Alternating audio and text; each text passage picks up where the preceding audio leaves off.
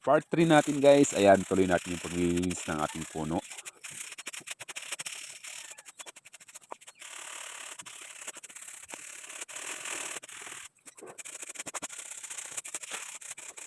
Todo linis nga tayo dito guys.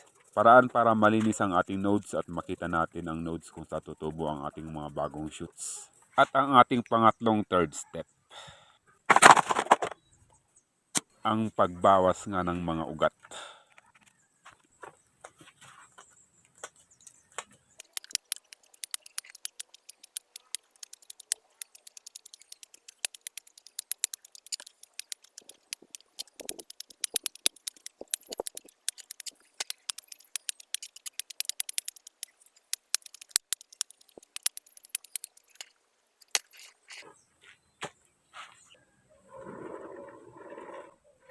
Yan guys ang huling last step natin.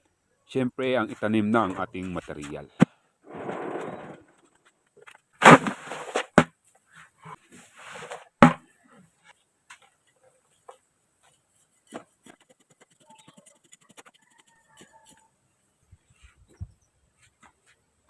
Isang mahalagang pagtatanim sa ating mga puno o material ay ang kanilang mga tayo. Siyempre ang pagpili din naman ng kanilang front o ang kanilang harap.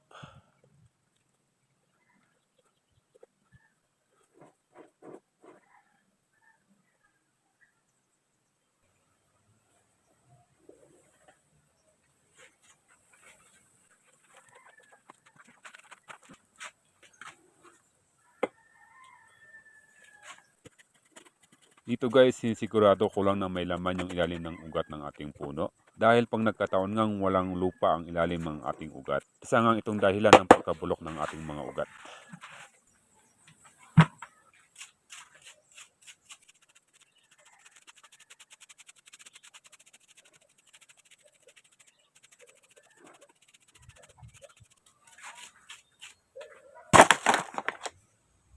Dito naman sinisigurado kong malinis ang ating pinagputulan bago nga natin ito lalagyan ng cut paste.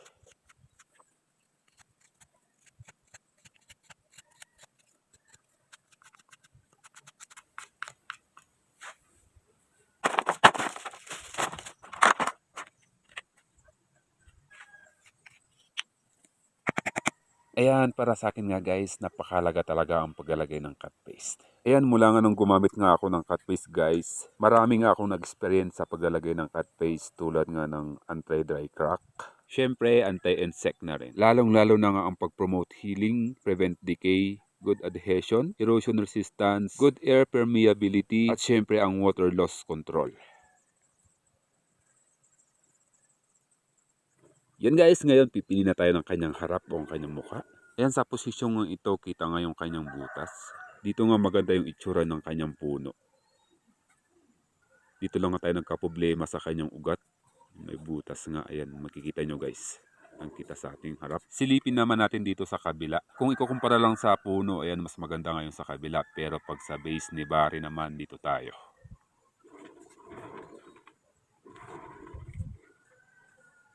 So yan nga guys, ito na nga ang magiging harap ng ating puno. So yun, ito na yung kabuuan ng ating workshop ngayong araw. At syempre, ayan, aabangan na naman natin ang part 4 ng ating workshop ngayon. Ayan, maraming salamat pa rin sa mga nag-aabang. Sheesh!